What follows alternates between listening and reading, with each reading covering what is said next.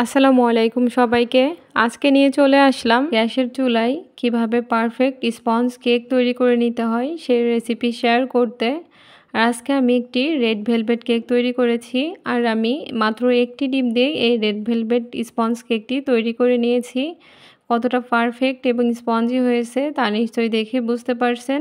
আর তৈরি করাটাও কিন্তু খুবই সহজ, খুবই অল্প উপকরণ দিয়েই এই কেকটি তৈরি করে নেওয়া যায়। তাহলে আর কথা না বাড়িয়ে চলুন দেখে নিই মাত্র একটি ডিম দিয়ে কিভাবে গ্যাসের চুলায় এই পারফেক্ট রেড ভেলভেট কেকটি তৈরি করে নেওয়া যায়।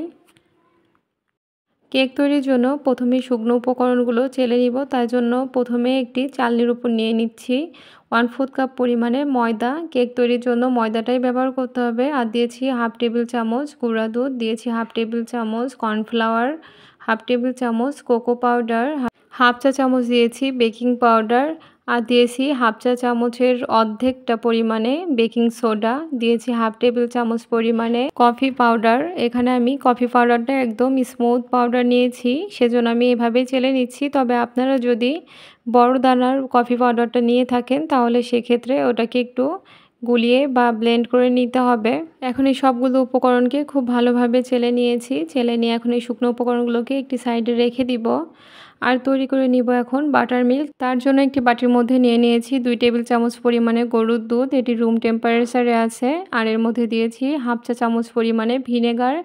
এখন ভিনেগারটা দেওয়ার পর এটাকে মিলিয়ে এটাকে একটি সাইডে রেখে দিব। স্পঞ্জ কেক তৈরিতে বাটার মিল্কটা অবশ্যই ব্যবহার করতে হবে। এখন ডিমের ফোমটা তৈরি করে নিব। তার জন্য একটি বড় সাইজের বোলের মধ্যে নিয়ে নিচ্ছি রুম টেম্পারেচারে থাকা একটি ডিম। এখন ডিমের কুসুমটাকে ডিমের সাদা অংশ থেকে আলাদা করে নিব। আলাদা করে নিয়ে একটি সাইডে রেখে দিব। এই কুসুমটি আমি পরবর্তীতে ব্যবহার করব। এখন এই ডিমের সাদা অংশের মধ্যে দিয়ে দিব চিনি। এখানে আমি 1/4 কাপ পরিমাণে চিনি নিয়েছি, তবে চিনিটা একবারে না দিয়ে অল্প অল্প করে মিশে দিতে হবে। আর দিয়েছি হাফ চা চামচ পরিমাণে ভ্যানিলা এসেন্স। এখন এই সবগুলোকে লো স্পিডে কিছুক্ষণ বিট করে নিব। আপনারা চাইলে হ্যান্ড উইস্কের সাহায্যেও বিট করে ডিমের ফোমটা তৈরি করে নিতে পারেন, তবে সেক্ষেত্রে কষ্টটা বেশি হয়ে যায়। তাই আপনারা এই ইলেকট্রিক হ্যান্ড বিটার দিয়েই বিট করে নেওয়ার চেষ্টা করবেন। আর এই যে চিনিটা আস্তে আস্তে একটু একটু করে মিলিয়ে দিচ্ছি। এভাবে মিলিয়ে বিট করে নিব যতক্ষণ না পর্যন্ত ডিমের ফোমটি ভালোভাবে তৈরি হয়ে যায় এবং চিনিটা সম্পূর্ণ গলে আসে। এভাবেই প্রথমে লো স্পিডে বিট করতে করতে পরবর্তীতে হাই স্পিডে বিট করতে হবে। আর হাই স্পিডে কিছুক্ষণ বিট করলে দেখা যাবে ডিমের ফোমটা সম্পূর্ণভাবে তৈরি হয়ে গিয়েছে এবং চিনিটাও ভালোভাবে গলে গিয়েছে। কোনোভাবেই চিনি না গলা অবস্থাতে ডিমের ফোম তৈরি হলেও বাদ দিবেন না বিট করা। ডিমের ফোমটা কতটা পারফেক্টভাবে তৈরি হয়েছে তা নিশ্চয়ই দেখে বুঝতে পারছেন। একদম স্টিকি হয়ে আছে, একটু পড়ে যাচ্ছে না। আর এখন এই পর্যায়ের মধ্যে ডিমের কুসুমটি অ্যাড করে দিয়ে লো স্পিডে জাস্ট মিশিয়ে নিব। বেশি হাই স্পিডে বিট করা যাবে না। ডিমের কুসুম দেওয়ার পরে একদম লো স্পিডে ভালোভাবে মিশিয়ে নেওয়া হয়ে গেলে এখন বাকি উপকরণগুলো অ্যাড করে দিব। তার জন্য যে প্রথমেই দিয়ে নিচ্ছি 1 টেবিল চামচ পরিমাণে রান্নার তেল। আর দিয়ে নিচ্ছি রেড ফুড কালার। স্পঞ্জ কেকে তেলের পরিমাণটা অল্প ব্যবহার করতে হয়, আর এখানে যেহেতু একটি ডিম দিয়ে তৈরি করেছি তার জন্য 1 টেবিল চামচ পরিমাণ তেলই ঠিক আছে। তেলটা দেওয়ার পরেও একইভাবে লো স্পিডে বিট করে মিশিয়ে নিতে হবে। বেশি বিট করা যাবে না, তাহলে ডিমের ফোমটা নষ্ট হয়ে যেতে পারে।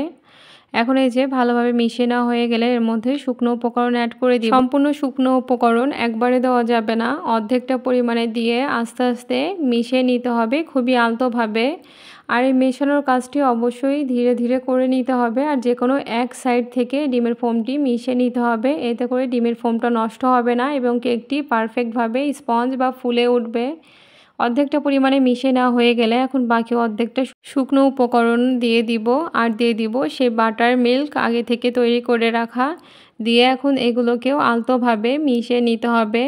ভিডিওতে একটু জোরে দেখা যাচ্ছে, কারণ আমি একটু স্পিডের সাথে ভিডিওটি দিয়েছি।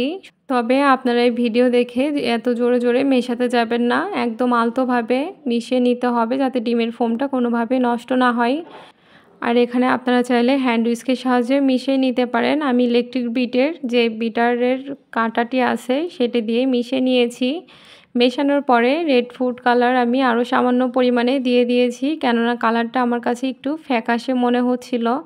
এজন্য আমি আরও একটু পরিমাণে রেড ফুড কালার দিয়ে নিয়েছি, তবে আপনারা আপনাদের পছন্দের কালার অনুযায়ী দিয়ে নেবেন। এখন এই যে ভালোভাবে মেশানোর পরে একটি স্প্যাচুলা দিয়ে আবারও আমি একই দিক থেকে ভালোভাবে মিশিয়ে নিচ্ছি, যাতে ডিমের ফোমের সাথে শুকনো উপকরণগুলো খুব ভালোভাবে মেশানো হয়। আর ভালোভাবে মেশানো হয়ে গেলে এখন একটি মোল্ডের মধ্যে ঢেলে নিব। আমি এখানে যেহেতু একটি ডিমের কেক তৈরি করেছি, তাই ছোট সাইজের একটি মোল্ড নিয়ে নিয়েছি। আর এই যে মোল্ডের মধ্যে বেকিং পেপার বিছিয়ে দিয়ে এর মধ্যে সম্পূর্ণ ব্যাটারটুকু ঢেলে দিব। আপনারা চাইলে সাদা কাগজও ব্যবহার করতে পারেন, তবে অবশ্যই একটি বিষয় খেয়াল রাখতে হবে, স্পঞ্জ কেকের ক্ষেত্রে কেকের মোল্ডে বেকিং পেপার বা কাগজ ছাড়া কোনো তেল ব্যবহার করা যাবে না। সম্পূর্ণ ব্যাটারটুকু ঢেলে দিয়ে এখন একটি সানসিল্ক কাঠি দিয়ে আমি এটাকে একটু চারদিকে ঘুরিয়ে দিচ্ছি। এই কাজটা আপনারা টুথপিক দিয়েও করে নিতে পারেন। অনেক সময় কেক তৈরি করার পরে কেকের নিচের অংশটা সমান থাকে না, এভাবে করে দিলে কেকের সম্পূর্ণ অংশটাই সমান থাকে। আর এই যে এখন একটু ট্যাপ ট্যাপ করে নিয়েছি। এখন এই কেকটিকে চুলায় বেক করতে দিব। প্রথমে চুলায় একটি আমি বড় সাইজের হাঁড়ি নিয়ে নিয়েছি, আর এটি আমি প্রিহিট করে নিয়েছি 10 মিনিট হাই হিটে, মানে আগে থেকে 10 মিনিট হাই হিটে এই হাঁড়িটি বা পাত্রটি আমি গরম করে নিয়েছি। এর মধ্যে একটি স্ট্যান্ড বসিয়ে কেকের মোল্ডটি বসিয়ে দিয়েছি। এখন ঢাকনা দিয়ে ঢেকে এই কেকটি বেক করব 35 মিনিট পর্যন্ত। আর এই পর্যায়ে চুলার জালটা একদম লো হিটে থাকবে। আর খেয়াল রাখতে হবে কোনোভাবেই যেন এই হাঁড়ি বা পাত্রের মধ্যে বাতাস না ঢুকতে পারে বা বেরোতে না পারে। আর কেক বেক করতে দিয়ে বারবার চেক করতে যাবেন না, কমপক্ষে 30 মিনিট পরে চেক করবেন। বারবার ঢাকনা খুলে দেখতে গেলে কেকটি চুপসে যেতে পারে এবং ভালোভাবে ফুলবেও না বা বেক হবে না। আপনাদের বোঝার সুবিধার্থে আমি সম্পূর্ণ বেক করার ভিডিওটি আনকাট রেখেছি। দেখুন কেকটি কতটা পারফেক্টভাবে তৈরি হয়েছে। 35 মিনিট পরে এখন ঢাকনা খুলে একটি টুথপিক বা সানসিল্ক কাঠি দিয়ে চেক করে দেখব। কাঠিটি যদি সম্পূর্ণ ক্লিন আসে তাহলে বুঝতে হবে কেকটি ভালোভাবে বেক হয়েছে। এখন এই পর্যায়ে চুলা থেকে নামিয়ে নিতে হবে। আপনাদের সাথে আরও একটি টিপস শেয়ার করি। চুলায় কেক তৈরির ক্ষেত্রে প্রথমেই চুলাটা বন্ধ করে না দিয়ে ঢাকনা খুলে তারপরে চুলাটা বন্ধ করে দিবেন আস্তে আস্তে। এতে করে কেকটা চুপসে যাওয়ার সম্ভাবনা খুবই কম থাকে। আর এই যে চুলা থেকে এখন কেকটি নামিয়ে নিয়েছি। এভাবে আমি বাইরে রেখে কেকটাকে সম্পূর্ণভাবে ঠান্ডা করে নিব। আর ভালোভাবে ঠান্ডা হওয়ার পরে এখন দেখুন কেকটা আমি আনমোল্ড করে নিচ্ছি। কেকটা দেখুন কত সহজে আনমোল্ড হয়ে যাচ্ছে। একটি ছুরি দিয়ে চারপাশ থেকে আমি একটু আলগা করে নিয়েছি, এতে করে কেকটাকে ভালোভাবে আনমোল্ড করা যাবে। এখন এই যে কেকটি আনমোল্ড করে নিয়েছি। মাশাআল্লাহ, আমার কেকটি কিন্তু একটুও পুড়ে যায়নি বা কোনো পোড়া কালার আসেনি। কেকটা কতটা পারফেক্টভাবে উপরে এবং নিচে বেক হয়েছে দেখে নিশ্চয়ই বুঝতে পারছেন। আর কালারটাও অনেক সুন্দর এসেছে, যা মানে সামনে থেকে না দেখালে বোঝানো সম্ভব নয়। একদম পারফেক্ট রেড ভেলভেট কেক তৈরি হয়েছে। আর কেকটি কতটা স্পঞ্জি হয়েছে তা নিশ্চয়ই দেখে বুঝতে পারছেন। কেকটি কিন্তু এখন সম্পূর্ণভাবে ঠান্ডা হয়ে আছে। আর ঠান্ডা হওয়ার পরে দেখুন একটুও কিন্তু চুপসে যায়নি, সমানভাবেই আছে। একটি ডিম দিয়েই এই পারফেক্ট কেকটি আমি তৈরি করে নিয়েছি। কেকটা কতটা পারফেক্ট স্পঞ্জি হয়েছে দেখেই নিশ্চয়ই বুঝতে পারছেন। এটা আর বলে বোঝানোর কিছু নেই। এখন এই কেকটিকে আপনারা চাইলে বার্থডে কেক হিসাবেও ডেকোরেশন করতে পারেন বা চাইলেই এমনিও খেতে পারেন। এই কেকটি এতটাই অসম্ভব মজার হয়ে থাকে। আর দেখতে তো মাশাআল্লাহ। যারা বারবার গ্যাসের চুলায় এই স্পঞ্জ কেকটি তৈরি করতে গিয়ে ব্যর্থ হয়েছেন, তারা এই সম্পূর্ণ ভিডিওটা ভালোভাবে দেখে হুবহু ফলো করে একবার হলেও মাত্র একটি ডিম দিয়ে এই কেকটি তৈরি করে দেখুন কতটা পারফেক্ট হবে। বানানোর পরেই বুঝতে পারবেন। তবে রেসিপিটি হুবহু ফলো করতে হবে। এখন আমি এই যে কেকটি কেটেও দেখাচ্ছি। দেখুন এখানে 3 লেয়ারে কেটে নিয়েছি, চাইলে 4 লেয়ারেও কেটে নেওয়া যাবে। আমি একটু মোটা করেই কেটে নিয়েছি।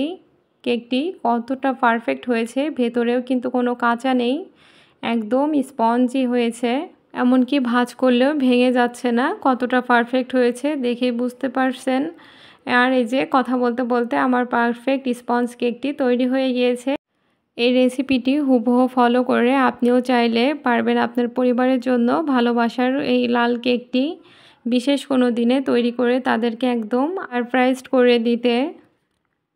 আর এই কেকটি আমি এখন ডেকোরেশন করে নিচ্ছি। ডেকোরেশনটা আসলে যার যার পার্সোনাল চয়েস, যার যার পছন্দ মতো সেভাবে ডেকোরেশন করে নিবে বা যে যতটুকু করতে পারে। আমি এই যে এই কেকটি আজকে ফার্স্ট টাইম স্পাইডারম্যান কেক তৈরি করেছি আমার ছেলের জন্য। আমি কোনো পারফেক্ট কেক বেকার না, তবে চেষ্টা করি আমি নিজে যেটা পারফেক্টভাবে করতে পারি আপনাদের সামনেও সেভাবেই তুলে ধরার, যাতে আপনারাও সেই রেসিপিগুলো দেখে উপকৃত হতে পারেন। আর আমার এই স্পঞ্জ কেকটি কেমন হয়েছে এবং ডেকোরেশনের পরেও ডেকোরেশনটা কেমন হয়েছে তা কমেন্টে জানাতে ভুলবেন না। আর আমার রেসিপিগুলো যদি ভালো লেগে থাকে অবশ্যই আমার চ্যানেলটি সাবস্ক্রাইব করে দিবেন আর পেজটি ফলো করে আমার পাশেই থাকবেন। সবাই ভালো থাকবেন, সুস্থ থাকবেন, আমার জন্য দোয়া করবেন। আর আমার চ্যানেল বা পেজটি অবশ্যই সাবস্ক্রাইব বা ফলো করে আমার পাশেই থাকবেন আমার ভিডিওগুলো যদি ভালো লেগে থাকে। সবাইকে আল্লাহ হাফেজ।